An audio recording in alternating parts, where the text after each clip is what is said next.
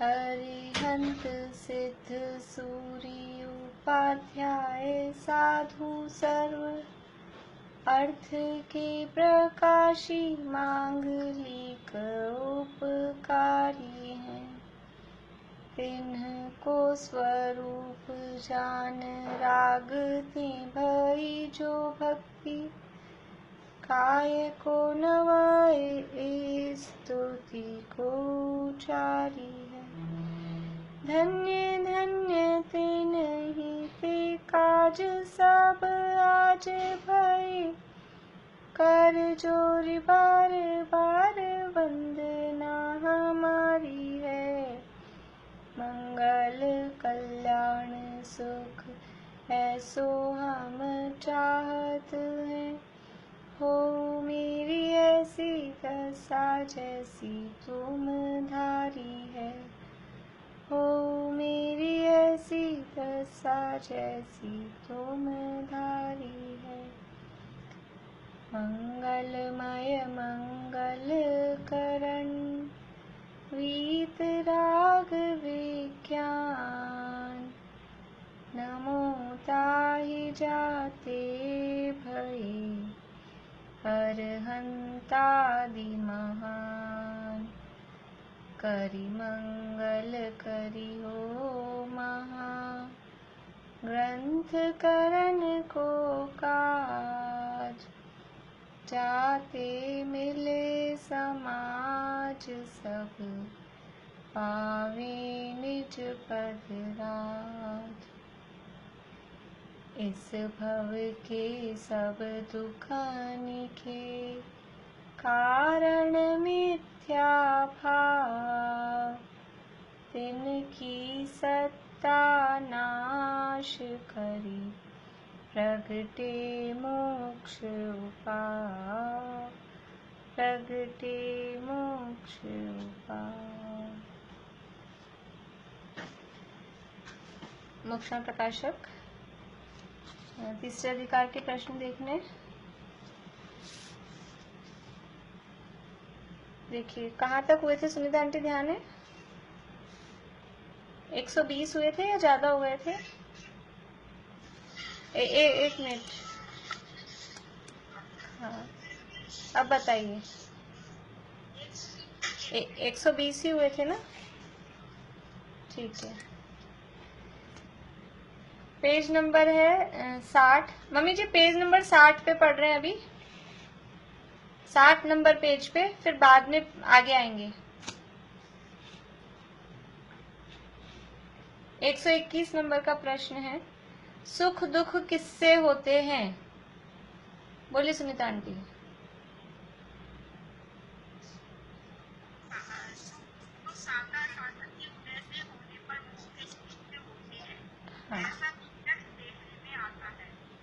हाँ तो वो प्रत्यक्ष देखने में आता है, बोलने की वो नहीं है बात। सुख दुख साता असाता के उदय होने पर मोह के निमित्त से होते हैं। बाह्य सामग्री से सुख दुख मानना भ्रम क्यों है? बाह्य सामग्री से सुख दुख मानना भ्रम क्यों है? बेला भाभी बोलिए। बाह्य सामग्री से सुख दुख मानते हैं, सब भ्रम ही है। सुख दुख तो साता असाता के उदय होने से मोह के निमित्त से होते हैं। हाँ, बाह्य सामग्री से सुख दुख मानते हैं वो भ्रम है, क्योंकि सुख दुख तो इसके निमित्त से होते हैं। फिर आगे उदाहरण देके इसमें अपन बता सकते हैं कि सामग्री किसी के पास कम है तो भी वो सुखी है, सामग्री ज्यादा है तो भी वो दुखी है। इसलिए ये बाह्य सामग्री से सुख दुख मानना वो भ्रम है। बहुत से ये 2-3 यहाँ इसमें उदाहरण दिए, उसमें से अपन शॉर्ट में करके एक उदाहरण को इसमें ले सकते हैं। शरीर में पीड़ा हो तो दुखी और पीड़ा न होने पर सुखी होते देखे जाते हैं। अतः सुख दुख शरीर की अवस्था के अधीन हुए ना प्रीति? आत्मा का तो ज्ञान इंद्रिय के आधीन है और इंद्रियां शरीर का अंग है। शरीर में जो अवस्था हो उसे जानने रूप ज्ञान परिणमित होता है और उसके साथ ही वो भाव हो, उससे शरीर की अवस्था द्वारा सुख दुख विशेष जाना जाता है। जैसे किसी को पुत्र धन आदि से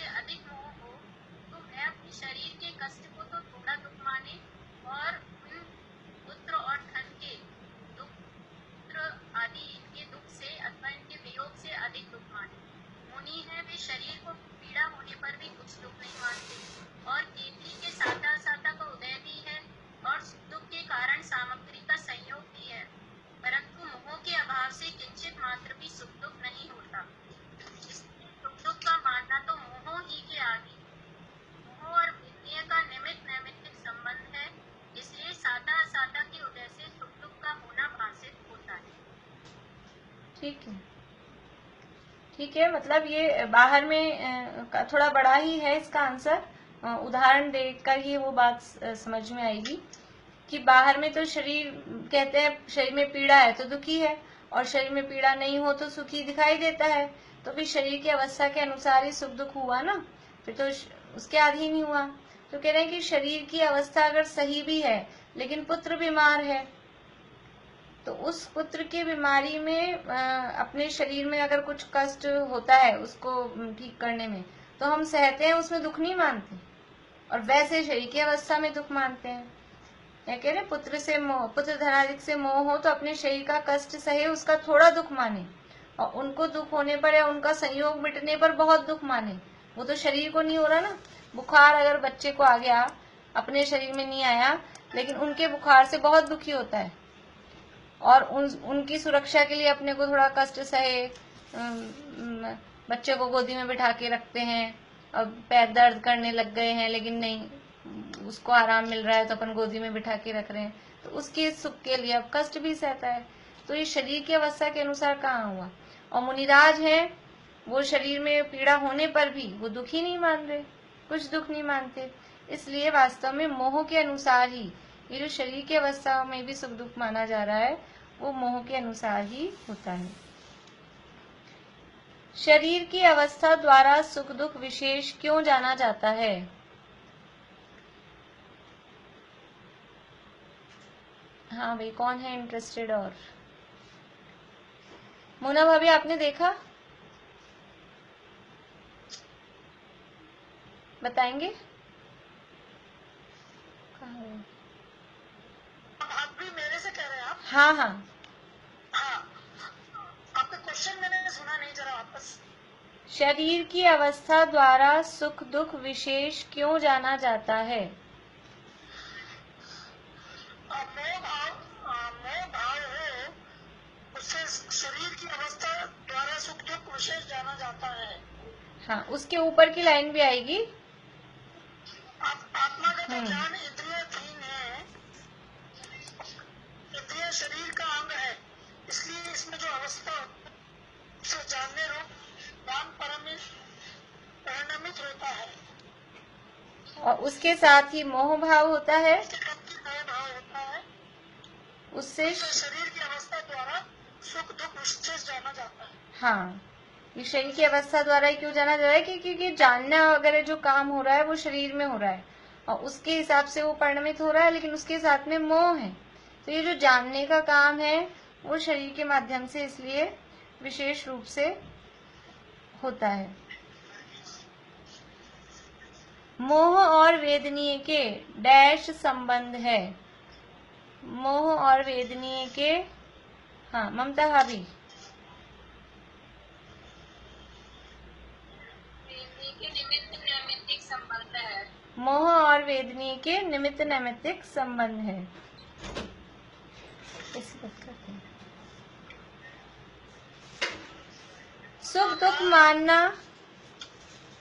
सुख दुख मानना मोह के अधीन है, तो वेदनीय से क्यों भाषित होता है। जब सुख दुख मानना मोह के ही अधीन है तो फिर वेदनीय से क्यों समझ में आता है। हाँ रजनी जी बोलिए।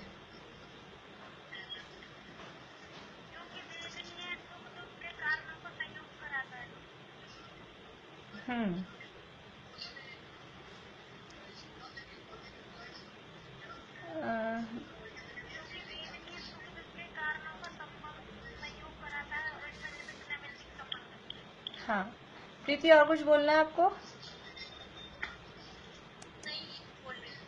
हाँ, क्योंकि ये प्रश्न है कि सुख दुख मानना मोह के अधीन है, तो वेदनीय से क्यों समझ में आ रहा है कि वो जो सुख दुख के जो संयोग हैं वो संयोग वेदनीय के माध्यम से। हाँ 3-4 लोग अनम्यूट हैं। चलिए,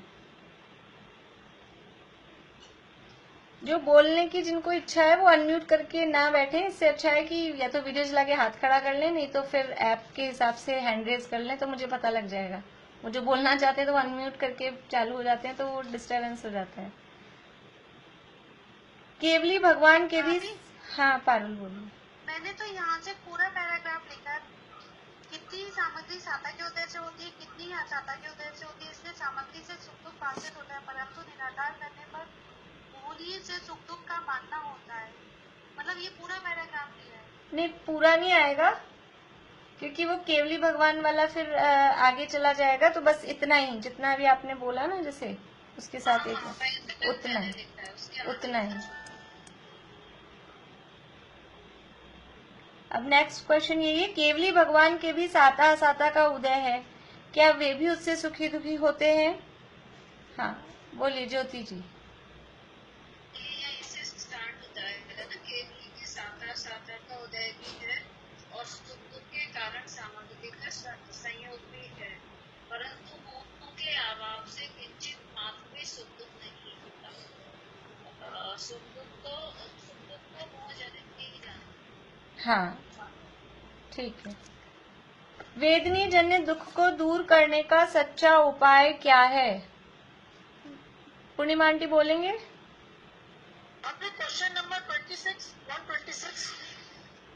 नहीं, क्वेश्चन नंबर है 127, ये नहीं 128 है।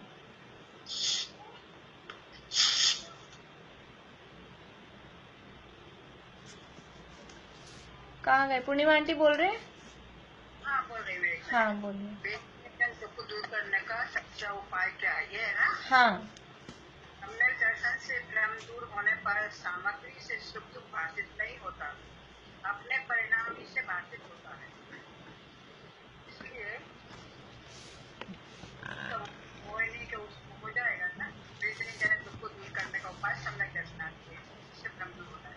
हाँ वो पूरा पैराग्राफ ही लेंगे, मतलब इसमें कि सम्यक दर्शनादि से भ्रम दूर हो, फिर यथार्थ विचार के अभ्यास द्वारा अपने परिणाम जैसे सामग्री के निमित्त से सुखी दुखी न हो वैसे साधन करें, और फिर सम्यक दर्शन की भावना से मोह। 129 नंबर में आ जाएगा ये तो। हाँ, उसमें आ जाएगा, लेकिन इसके साथ मैंने ऊपर वो भी लिखा है, बड़ा है, जैसे कुछ क्वेश्चन के आंसर ऐसे हैं मतलब डबल आ जाते हैं, तो कोई बड़े में अभी उसको कवर करते हैं, फिर कभी उसमें से कोई छोटा भी बन जाता है, ऐसा होता है। तो उपाय में ये पूरा, क्योंकि नीचे तक लास्ट तक यही सच्चा उपाय है, तो वो पूरा इसमें आएगा। ठीक है, अगला प्रश्न। नहीं कोई बात नहीं, अब अपन फटाफट ही कर लेते हैं। सामग्री के निमित्त से परिणाम सुखी दुखी कैसे नहीं होंगे?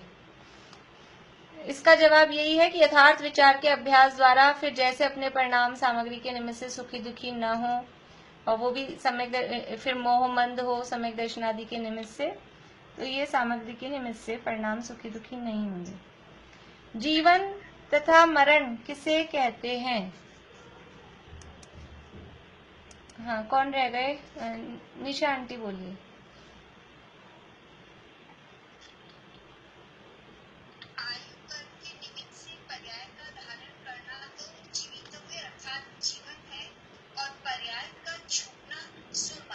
हाँ बढ़िया। जीव मरण के भय से सदा आकुल क्यों रहता है? पारुल। जीव मिथ्या दर्शन आदि से पर्यायी को अपने रूप अनुभव करता है, इसलिए जीवितव्य रहने पर अपना अस्तित्व मानता है और मरण होने पर अपना अभाव होना मानता है। इसी कारण इसे सदाकाल मरण का भय रहता है, इसे सदा आकुल रहता है। बढ़िया। मरण के भय से जीव की कैसी अवस्था होती है?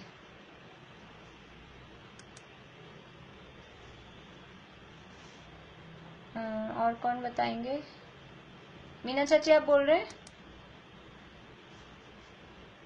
मरण के भय से सदा आकुलता रहती है और उसको मरण के कारण जाने उसे उसको बहुत डरता है, वो मरण का कारण जाने से, और कदाचित उसका सहयोग बन जाता है तो वहाँ हो जाता है। हाँ, इस प्रकार से वो महादुखी रहता है। बढ़िया।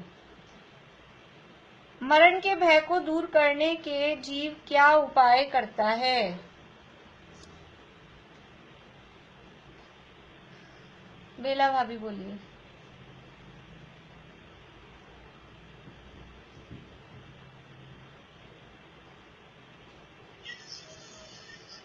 उसका उपाय यह करता है कि मरण के कारणों को दूर कर रखता है अथवा स्वयं उनसे भागता है तथा औषधाधिक साधन करता है, किला कोट आदि बनाता है इत्यादि उपाय करता है, सो ये उपाय झूठे हैं। हाँ। क्योंकि आयु पूर्ण होने पर बस उपाय करे। अच्छा, बस क्या उपाय करता है, तो ये इतने उपाय करता है। आयु बचाने के जो उपाय करना वो झूठा क्यों है? आयु बचाने के उपाय करना झूठा क्यों है? प्रीति। क्योंकि आयु पूर्ण होने पर तो अनेक उपाय करे, अनेक सहायक हो, तब भी मरण हो ही जाता है, एक समय मात्र भी जीवित नहीं रहता। और जब तक आयु पूर्ण ना हो तब तक अनेक कारण मिले, तब भी मरण नहीं होता। इसलिए उपाय करने से मरण होता नहीं, और आयु पूर्ण है इसलिए मरण भी होता है।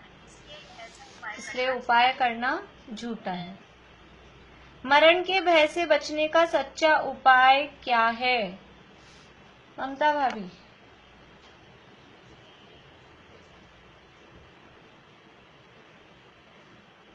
मरण से सम्यक दर्शन आदि से पर्याय में अहम बुद्धि छूट जाए, स्वयं अनादि निधन चैतन्य द्रव्य है, उसमें अहम बुद्धि आए, पर्याय को स्वांग समान जाने, तब मरण का भय नहीं रहता। हाँ। आगे का बोलूं? हाँ। पूरा आ जाएगा। सम्यक दर्शन आदि से सिद्ध प्राप्त करे तब मरण का अभाव ही होता है। इसलिए सम्यक दर्शन आदि की सच्चे उपाय है। यानी जितने भी जो भी कर्म है, उन कर्मों के उदय से जो भी परिस्थितियां बन रही है, जो भी दुख हो रहा है, दवाई एक ही है, इलाज एक ही है। रोग अनेक प्रकार के हों, इलाज क्या है? ऊपर भी था सम्यक दर्शनादि से भ्रम दूर हो, और यहाँ भी सम्यक दर्शनादि से एक दवाई सब में काम देती है, ऐसी गोली है। डैश के उदय से गति जाति शरीर आदि उत्पन्न होते हैं। सरल है। रजनी जी बोलिए। नाम कर्म के उदय से गति जाति शरीर आदि उत्पन्न होते हैं। नाम कर्म के उदय से गति जाति आदि कब सुख के कारण होते हैं? सुनीता आंटी।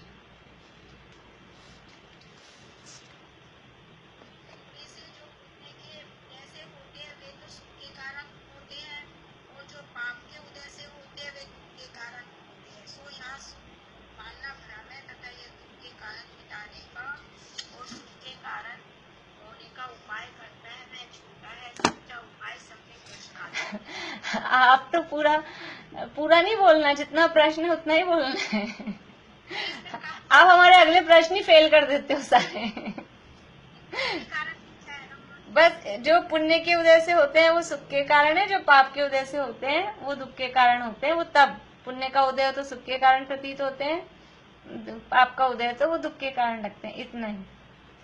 अगला प्रश्न है, नाम कर्म से प्राप्त संयोगों में सुख मानना डैश क्या है? नाम कर्म के, हाँ कौन बोल?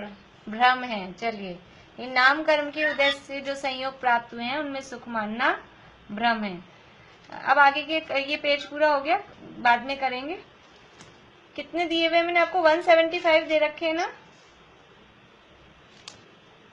क्वेश्चन कितने दिए हुए हैं? देर हो जाएगी अभी, अब बाद में करेंगे कल।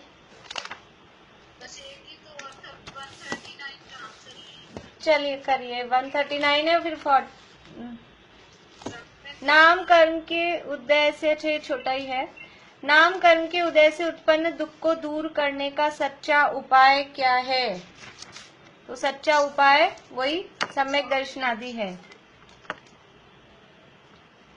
नाम, ये तो हो गया है। वेदनीय और नाम कर्म में क्या समानता है? अब ये तो बाद में कर ले कल,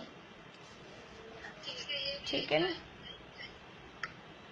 चल, हाँ, वेदनीय और नाम में सुख दुख के कारण पने की समानता से सुख दुख के कारणपन ये समान है, इसलिए उनमें निरूपण की भी समानता है। ऐसा मैंने कितने तक दे रखे हैं अभी आपको? 175 170। मैं आज और डाल दूंगी, मैं पूरे डाल दूंगी 30। एक मिनट, आवाज नहीं आ रही, 2-3 लोग बोल रहे हैं मुझे। ज्योति जी आप क्या बोल रहे हैं, फिर से बोलिए। 175 दे दिए ना? हाँ, उसके आगे का मैं आज और डाल दूंगी। हाँ, चौथे का पढ़ने चालू किया अधिकार, अब चौथे का टेस्ट है तो अपन उसी के करेगा पहले। फिर तीसरा रह ही जाएगा। फिर वो बात, मतलब एक बार इसको कर लें, फिर चौथे के भी करेंगे पूरे। फिर वो बाद में होंगे जब वो पेपर हो जाएगा उसके बाद। इस बार पेपर पहले नहीं रखेंगे, पूरे करके, ज्यादा बड़ा नहीं है चौथा, और थोड़ा वो फास्ट करेंगे। आप लोगों को खोज के रखने में मेरे ख्याल से ज्यादा डिस्कस करने की इनको जरूरत होती नहीं है वैसे भी, लेकिन ये है कि डिस्कस नहीं करेंगे तो आप लोग छांट के रखेंगे आंसर, वो बात है। मैं भेज दूंगी, पहले तीसरे के ये पूरे भेज दूं, फिर चौथे के भेजती हूँ। देखिए पेज नंबर है 91 नहीं, sorry, page number 89। 89 number page है मम्मी जी, 89 नंबर पेज निकाल लीजिए। 8-9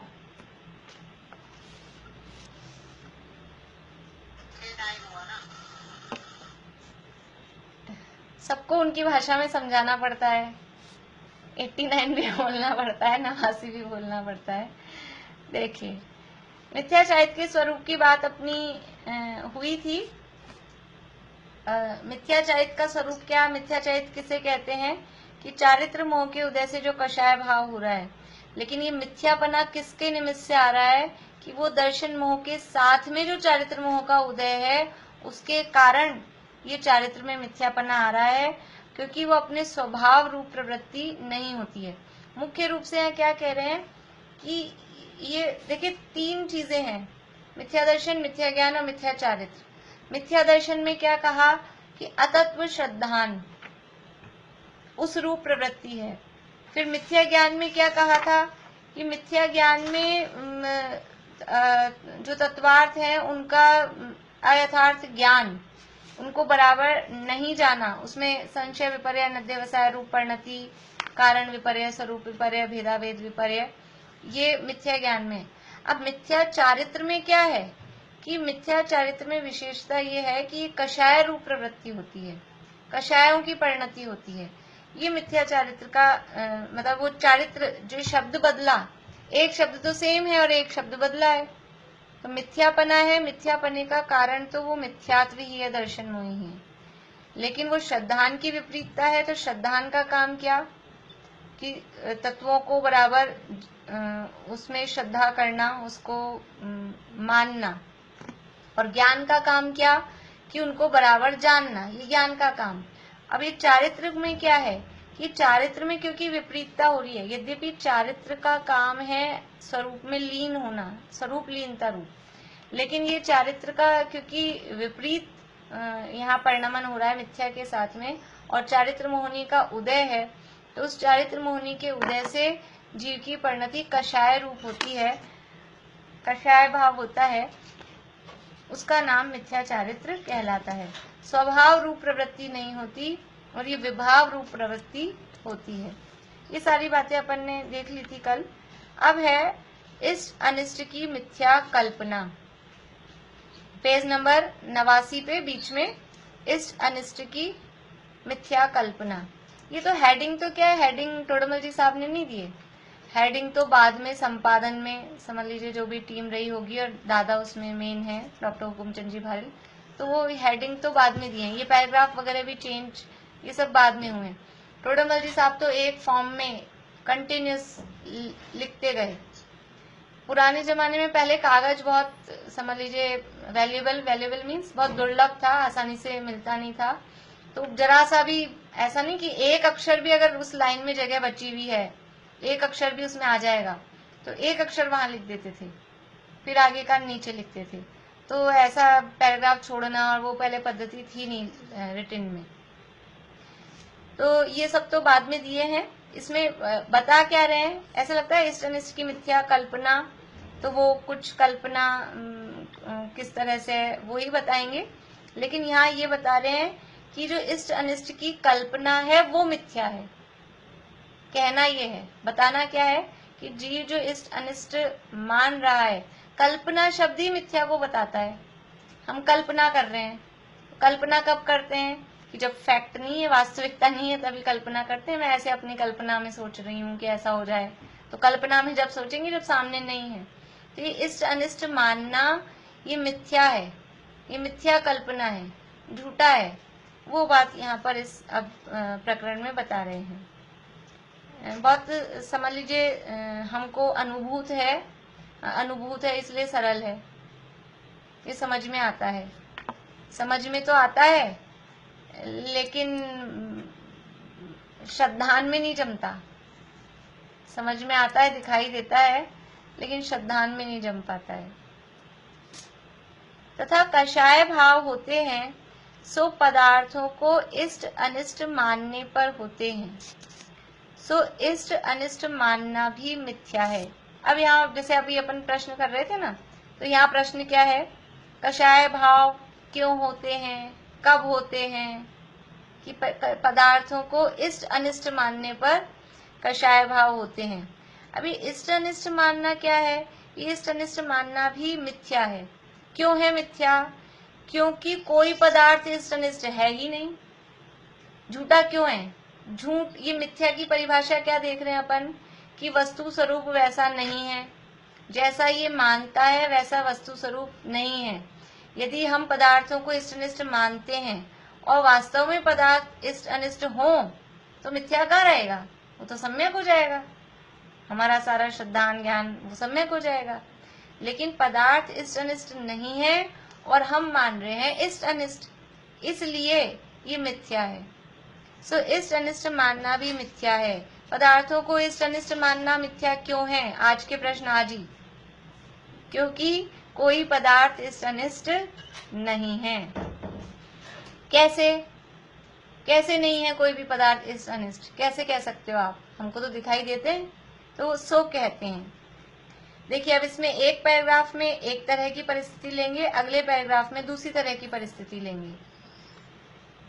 अपने को सुखदायक उपकारी हो उसे इष्ट कहते हैं। यहाँ पे लिख लीजिए आप, ये भी प्रश्न लिख लीजिए, मतलब समझ लीजिए, लिख लेंगे एक साथ। इष्ट किसे कहते हैं, अब यहाँ बराबर हर लाइन में इस तरह की बात चल रही है कि जो अपने को सुखदायक हो उपकारी हो उसे इष्ट कहते हैं। अनिष्ट किसे कहते हैं, कि अपने को दुखदायक अनुपकारी हो उसे अनिष्ट कहते हैं। यानी जो हमको अच्छा लग रहा है, हमको सुख देने वाला लगता है, उसे इष्ट कहा जाता है। इष्ट का मतलब है वो हमें प्रिय है।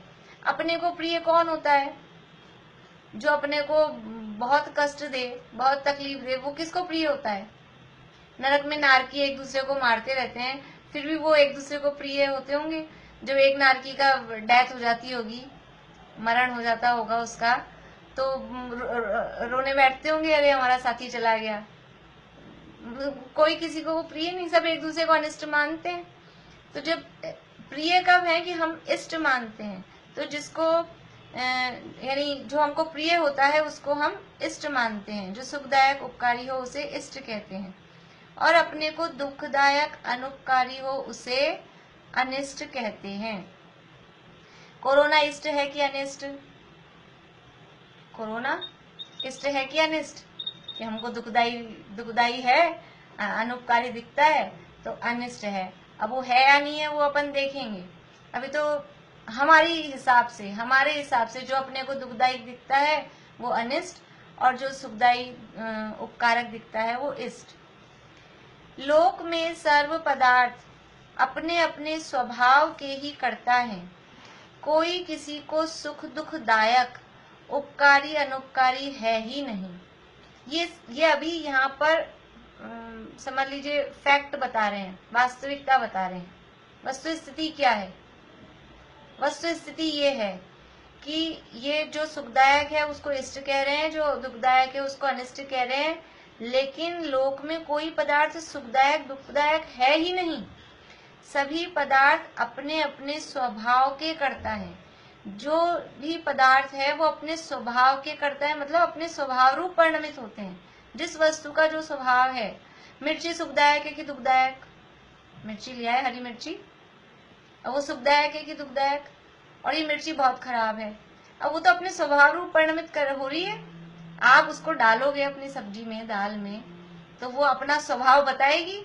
और फिर कहो कि इस मिर्ची के कारण मुझे नुकसान हो गया, आज मिर्ची खाई और हमको ये नुकसान हो गया, मिर्ची बहुत दुखदायक है, तो वो दुखदायक का है, वो तो अपने स्वभाव रूप परिणमित हो रही है। लोक में सर्व पदार्थ अपने अपने स्वभाव के ही करता है। हम सब्जी में डालें तो मिर्ची और सोचें कि मिठास आ जाए, मिर्ची नहीं आए, मिर्ची नहीं लगे और मिठास आ जाए, तो ऐसा कैसे होगा? वो अपने स्वभाव के ही करता है। हम किसी चीज में नमक डालेंगे तो खारापन देगा, चीनी डालेंगे तो मीठापन देगा। हर वस्तु अपने स्वभाव रूप परिणमित होती है, अपने स्वभाव का करता है।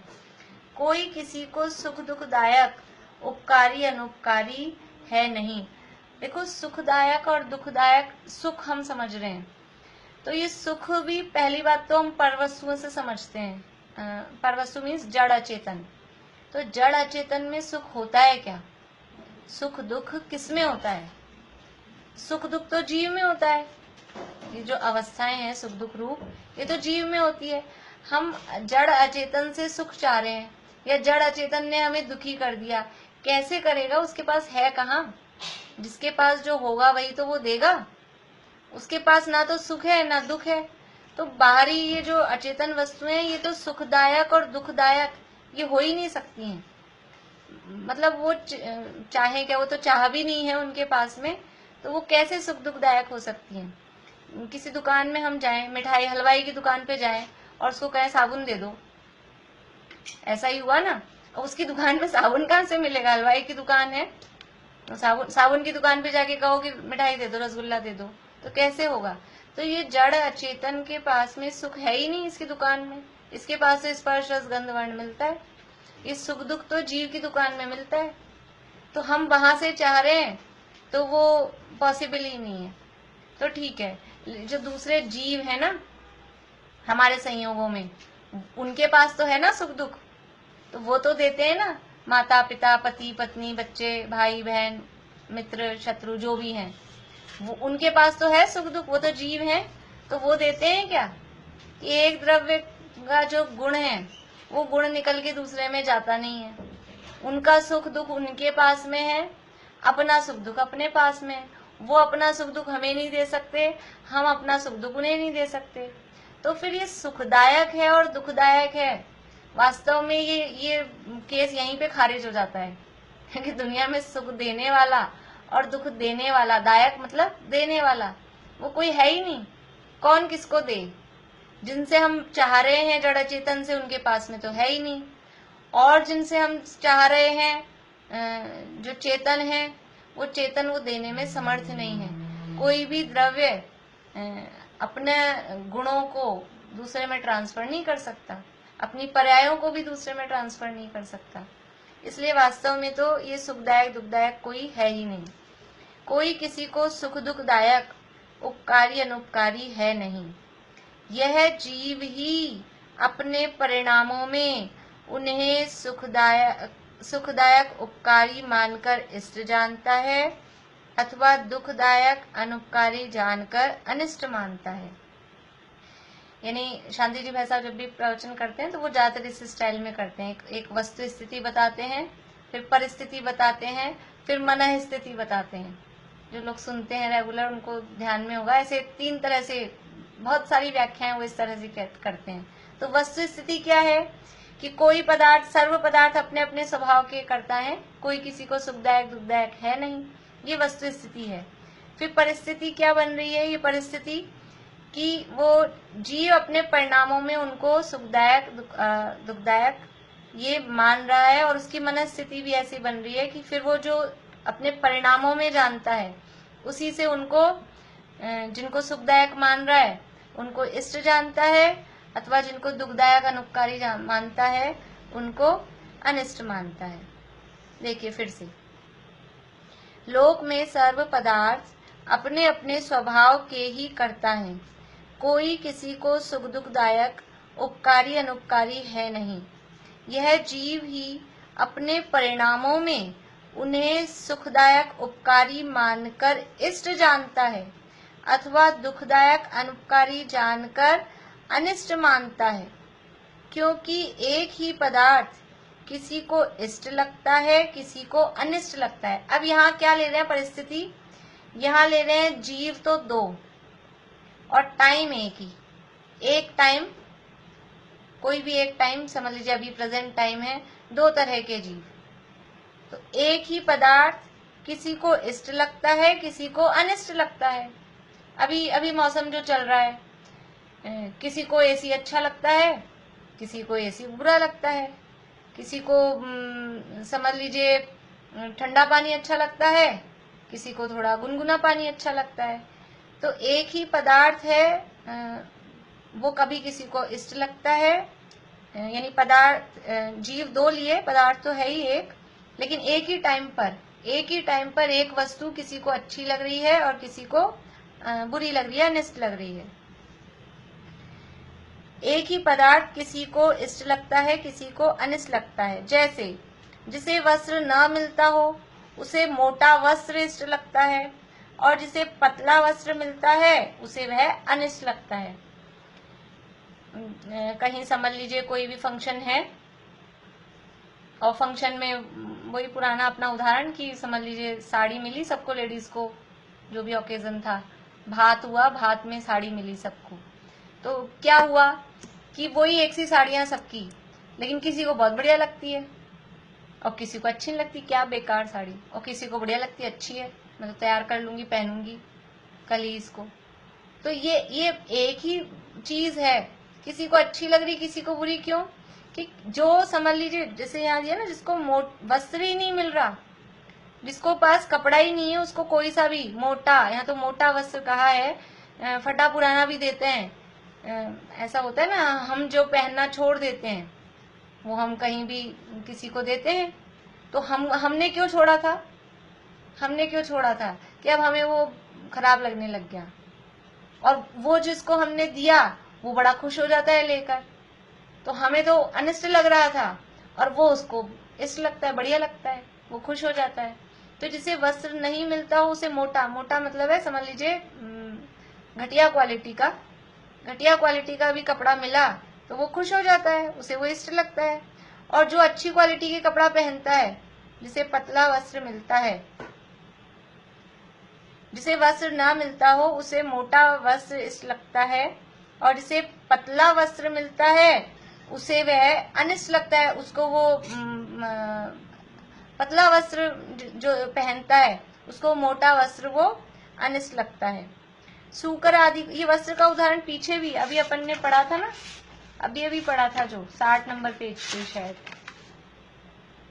वस्त्र वाला उदाहरण वेदनीय कर्म के संबंध में भी दिया है। किसी को मोटे वस्त्र का मिलना दुखकारी होता है, किसी को सुखकारी होता है। वही उदाहरण यहाँ पे फिर से दिया है। आ जाइए वापस अपने पे यहीं। सूकर आदि को विष्टा इष्ट लगती है, देवादि को अनिष्ट लगती है। अब एक ही चीज है, चीज एक है, टाइम एक है, व्यक्ति दो हैं। एक है शुकर, उसको वो उसको खाने में इष्ट लग रही है, और हमारा तो पाँव पड़ जाए, हमारे पाँव पे छींटा आ जाए तो हमको वो अनिष्ट लगती है। देवादिक को देव शब्द दिया है, मनुष्यादिक को भी वो इष्ट नहीं लगती है। तो वस्तु सेम है, टाइम सेम है, लेकिन दो व्यक्ति अलग अलग हैं, तो वो किसी को इष्ट लग रही है, किसी को अनिष्ट लग रही है। यदि वो अनिष्ट ही होती तो फिर सबको ही अनिष्ट लगनी चाहिए थी। यदि उसमें ऐसा ही गुण होता है कि अनिष्ट है, कुछ पदार्थ ऐसे हैं इनका नाम अनिष्ट, और कुछ पदार्थ ऐसे हैं इनका नाम इष्ट, तो वो सबको ही इष्ट लगे, सबको ही अनिष्ट लगे। लेकिन ऐसा हम पदार्थों को सबके लिए ये डिवीजन अलग अलग है। हम ऐसी लिस्ट बना सकते हैं कि ये तो इष्ट पदार्थ है और ये अनिष्ट पदार्थ है। हाँ, हम अपनी पर्सनल बना सकते हैं, हमारे लिए ये इष्ट है, हमारे लिए अनिष्ट है। लेकिन हम 3 लोग के सारे जीवों के लिए एक लिस्ट बना दें, जैसे द्रव्यों का विभाजन कर देते ना, ये जीव द्रव्य या जीव द्रव्य। समझ लीजिए आज अपने दिन में पढ़ा कि ये क्रियावती शक्ति वाले हैं, ये निष्क्रिय द्रव्य हैं, ऐसा विभाजन कर दिया। ऐसे सारे जीवों के लिए दुनिया के जितने द्रव्य हैं, अकेला पुद्गलों का ही हम करें तो ये इष्ट पुद्गल और ये अनिष्ट पुद्गल ऐसा कर सकते हैं। सबके लिए छोड़ो, अपने लिए भी नहीं कर सकते। वो आगे बता रहे हैं कि अब जीव एक ही लेंगे और टाइम 2 लेंगे। पहले जीव 2 लिए थे और टाइम एक ही था। एक समय पे 2 जीवों को एक ही वस्तु किसी को इष्ट लग रही थी, किसी को अनिष्ट लग रही थी। अब एक ही व्यक्ति है, वस्तु भी वही है, वस्तु सेम है, लेकिन किसी समय अच्छी लग रही है, किसी समय खराब लग रही है। तो ऐसा विभाजन तो हम अपने लिए भी लिस्ट नहीं बना सकते। एसी अच्छा की बुरा, रजाई अच्छी की बुरी। एसी छोड़ो, चलो एसी तो सबको जमेगा नहीं जमेगा, रजाई तो ओढ़नी पड़ती है ना सबको।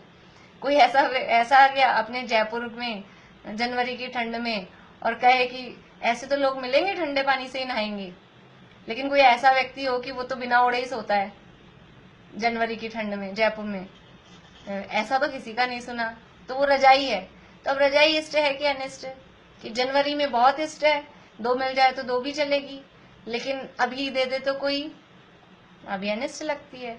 तो टाइम अलग होता है, तो एक ही व्यक्ति को इस तरह से वो इष्ट अनिष्ट में परिवर्तन हो जाता है। देखिए वही बात यहाँ आगे कह रहे हैं, तथा इसी प्रकार एक जीव को भी एक ही पदार्थ किसी काल में इष्ट लगता है, किसी काल में अनिष्ट लगता है, तथा यह जीव जिसे मुख्य रूप से इष्ट मानता है वह भी अनिष्ट होता देखा जाता है, इत्यादि जानना। देखिए उदाहरण पढ़ते हैं पहले अपन यहाँ के। जैसे शरीर इष्ट है परंतु रोग आदि सहित हो तब अनिष्ट हो जाता है। अपना शरीर अपने को इष्ट है कि नहीं? अपन अपने शरीर को चाहते हैं कि नहीं चाहते? कौन चाहता है कि मतलब शरीर में कुछ गड़बड़ हो, नुकसान हो, शरीर में छूट जाए, ऐसा कौन चाहता है? सबको अपना शरीर इष्ट है, सब बढ़िया सुंदर दिखना चाहते हैं, अच्छे रहना चाहते हैं।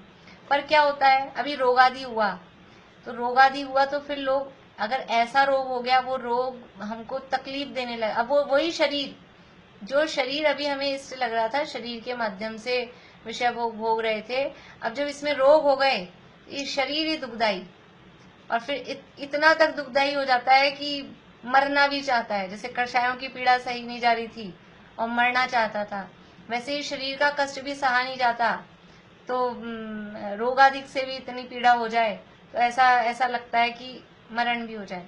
तो ये जो शरीर है, ये शरीर इष्ट है, परंतु रोगादि सहित हो तब अनिष्ट हो जाता है। पुत्रादिक इष्ट हैं, परंतु कारण मिलने पर अनिष्ट होते देखे जाते हैं। सब चाहते हैं पुत्र की उत्पत्ति हो, बेटा हो जाए, तो वो बेटा इष्ट है, लेकिन अब वो बेटा बड़ा होके यदि आज्ञा नहीं मान रहा है, फिर क्या होता है? कारण मिलने पर। और ऐसा नहीं, अपना समझ लीजिए जो बच्चे हैं, तो उसमें अपन ऐसा डिवीजन नहीं कर सकते कि ये परमानेंटी कुपुत्र है और ये परमानेंटी सुपुत्र है। जब वो अपना बात मानता है तब बढ़िया है, और जब अपनी बात नहीं मानता है तो अब जो भी जैसे भी कहें कि नालायक है, अब कहना नहीं मानता, और फिर थोड़ी देर बाद मान लेगा, दूसरे दिन मान लेगा, तो वही ठीक हो जाएगा। कुछ बातें मान लेता है, कुछ बातें नहीं मानता है, ऐसा भी तो हो जाता है। हमने 10 बातें कही, उसमें से 4 बात मान ली, 6 बात नहीं मानी। तो ऐसे ये कारण मिलने पर जितनी हमारी मान ली उतना इष्ट, और जितनी नहीं मानी तब वो अनिष्ट लगता है। ऐसे कारण मिलने पर अनिष्ट होते देखे जाते हैं, इत्यादि। देखिए जैसे जिसे मुख्य रूप से इष्ट मानता है वह भी अनिष्ट होता देखा जाता है। जो ये बात की बहुत सारे अपन इसमें उदाहरण लगा सकते हैं। समझ लीजिए किसी को जो भी चीज पसंद है खाने पीने की, किसी को रसगुल्ले पसंद है, रसगुल्ले बहुत इष्ट हैं। अब वो रसगुल्ले इष्ट हैं तो फिर क्या हुआ कि बहुत सारे खा गए, ओवरलोड कर लिया, फिर क्या होगा कि अभी आज रसगुल्ले की तकलीफ दे रहे हैं, ऐसा होगा ना। जो इष्ट है वही कारण मिलने पर अनिष्ट हो जाएगा। अभी गर्मी लग रही थी, एसी चला लिया, अब एसी चला लिया तो अभी इष्ट लग रहा है, और फिर चलता ही रहा 5-6 घंटे तक, और उसके आगे बैठे रहे और बहुत जोर से जुकाम हो गई, अब क्या होगा? अब वही अनिष्ट हो जाएगा, अब मत चलाओ, एसी मत चलाओ। जो अभी इष्ट है वही कारण मिलने पर अनिष्ट होते देखे जाते हैं इत्यादि जानना। तथा यह जीव जिसे मुख्य रूप से अनिष्ट मानता है वह भी इष्ट होता देखते हैं। जिसका नाम अनिष्ट डाल रखा है, जिसपे हमने टैग लगा रखा है, ये तो अनिष्ट होती है कोई भी वस्तु, पर कारण मिलने पर वह भी इष्ट होता देखते हैं। जैसे गाली अनिष्ट लगती है, किसको बढ़िया लगती है गाली? कौन सुनना चाहता है? किसी को गाली दो तो किसको अच्छा लगता है? गाली अनिष्ट लगती है, परंतु ससुराल में इष्ट लगती है। अब ये तो आजकल तो कम हो गई है परंपराएं। वो ससुराल में जाओ और ब्याई सगे जाएं, ब्याई जी क्या बोलते हैं आप लोग सब? ब्याई जी समझते हैं ना, समधी समधन। तो वो एक दूसरे को इस तरह के वो गीत गाते हैं कि उसमें उनकी गाली शब्द बोलते हैं, उसको गाली गाओ, ऐसा ही बोलते हैं हमारे यहाँ। तो ब्यान जी आए हैं, गाली तो सुनाओ इनको, तो वो गाली गाते हैं, वो खुश होते हैं, कोई बुरा नहीं लगता, आराम से वो ब्यान जी की बुराइयां निकालते रहेंगे, ऐसे ही कहते हैं ना। हाँ, तो वो नाम ले लेके, उनके जेंट्स के नाम ले लेके और उनके नाम ले लेके गाते हैं, वो इष्ट लगती हैं। जवाई जी की भी इसी तरह, ससुराल में कहा ना, तो जवाई को भी इस तरह से कुछ भी होता ही है। सालियां वगैरह समझ लो, टोंट, गाली ना सही, टोंट वगैरह की जो बात कही बढ़िया लगती, कोई बुरा नहीं मानता। तो जिसको हमने टैग लगा रखा है कि ये तो अनिष्ट ही होता है, वो भी इष्ट होती देखी जाती है। यानी जब राग की अधिकता होती है, तो राग की अधिकता में ऐसा देखा जाता है कि वो आपस में एक दूसरे को ऐसे शब्द कहें जो शब्द सामान्य रूप से किसी को कहें तो वो उसको अनिष्ट लगे, लेकिन राग की अधिकता में ऐसे ऐसे निकनेम रख देते हैं एक दूसरे के, और वो बढ़िया लगते हैं। तुम तो मुझे वही कहो, आप तो उसी नाम से कहो, वही बढ़िया लगता है। भले ही वो देखने में खराब हो, लेकिन आपके मुंह से तो वही नाम अच्छा लगता है। तो ये क्या है कि वो जिसे अनिष्ट मानते हैं वो भी इष्ट होता देखा जाता है इत्यादि जानना। इस प्रकार पदार्थ में इष्ट अनिष्टपना है नहीं। फिर निष्कर्ष वहीं पहुंच रहा है, ऊपर जो बताई थी वस्तु स्थिति वहीं निष्कर्ष दे रहे हैं। पदार्थ में इष्ट अनिष्टपना है नहीं। यदि पदार्थ में इष्ट अनिष्टपना होता तो जो पदार्थ इष्ट होता वह सभी को इष्ट ही होता। जो इष्ट है उस पे टैग लगा देते कि इष्ट है तो सबको इष्ट होता, और इतना ही नहीं हर समय इष्ट होता। ये तो यहाँ लिखा नहीं है, अपन उसको जोड़ सकते हैं, सबको इष्ट होता हर समय, यानी चारों से, द्रव्य से, क्षेत्र से, काल से, भाव से, हर तरफ से वो इष्ट ही होता। किसी भी क्षेत्र में जाओ, कभी कभी क्षेत्र बदलने से इष्ट अनिष्ट बदल जाते हैं। किसी क्षेत्र में वो चीज बढ़िया लगती है, सही लगती है, किसी क्षेत्र में सही नहीं लगती है। तो द्रव्य, क्षेत्र, काल, भाव से वो इष्ट होना चाहिए था। यदि पदार्थ में इष्ट अनिष्टपना होता तो जो पदार्थ इष्ट होता वह सभी को इष्ट ही होता, और जो अनिष्ट होता वह अनिष्ट ही होता, परंतु ऐसा है नहीं। बहुत बार ऐसा होता है, जिनके छोटे बच्चे होते हैं ना, तो कभी अपन छोड़ के चले गए दादी के पास, नानी के पास बच्चों को, और फिर आके पूछा कि इसने तंग तो नहीं किया आपको? जैसे अपने साथ तो बहुत नाटक करते हैं, खाना नहीं खाएंगे, नचाएंगे और घुमाएंगे फिराएंगे और भी जिद्दी करेंगे, और फिर अपन छोड़ के चले गए और फिर अपन ने आके पूछा या फोन करके पूछा अभी तंग तो नहीं कर रहा है आपको? कि नहीं नहीं, तुम्हारे सामने ज्यादा तुमको ही तंग करते हैं, हमारे सामने तो बिल्कुल बढ़िया सारा कहना मान के अपने आप सुबह उठ के तैयार हो गए और अपने आप चुपचाप खाना भी खा लिया, सब हो गया है ना, ऐसा ही होता है अभी। तो ये क्या है कि ये यदि वो ऐसा होता, उस पदार्थ में ऐसा होता तो वो एक सा ही रहता ना हमेशा, परंतु ऐसा नहीं है। अभी आगे बताएंगे, जो भी बात मैंने कही ना इसका इफेक्ट वो आगे बताएंगे, ये क्यों है, वो उदय के हिसाब से चलता है, वो कल करेंगे अपन बात। यह जीव कल्पना द्वारा उन्हें इष्ट अनिष्ट मानता है, सो यह कल्पना झूठी है। वास्तव में अब वो बच्चा परेशान करता है कि नहीं करता है? तो वो दादी नानी कहे कि बिल्कुल परेशान नहीं करता, और मम्मी कहे क्या ये कि जब कहो ये बहुत परेशान करता है, ये बहुत परेशान करता है। ये क्या है कि वास्तव में ये पदार्थ में ऐसा कुछ भी नहीं है। जीव कल्पना द्वारा उन्हें इष्ट अनिष्टपना मानता है। तो मानता है, हमको दिख रहा है ना मम्मी को तंग करता है और दादी नानी को नहीं कर रहा है, तो ऐसा क्यों हो रहा है? हम जो ये उसको अनिष्ट मान रहे हैं, ये हम कोई ऐसे हवा में थोड़ी ना मान रहे, दिखाई दे रहा है ना हमको तंग करता हुआ। तो वो आगे बताएंगे, अगला पैराग्राफ कर्म के उदय से रिलेटेड, उसकी चर्चा अपन कल करेंगे।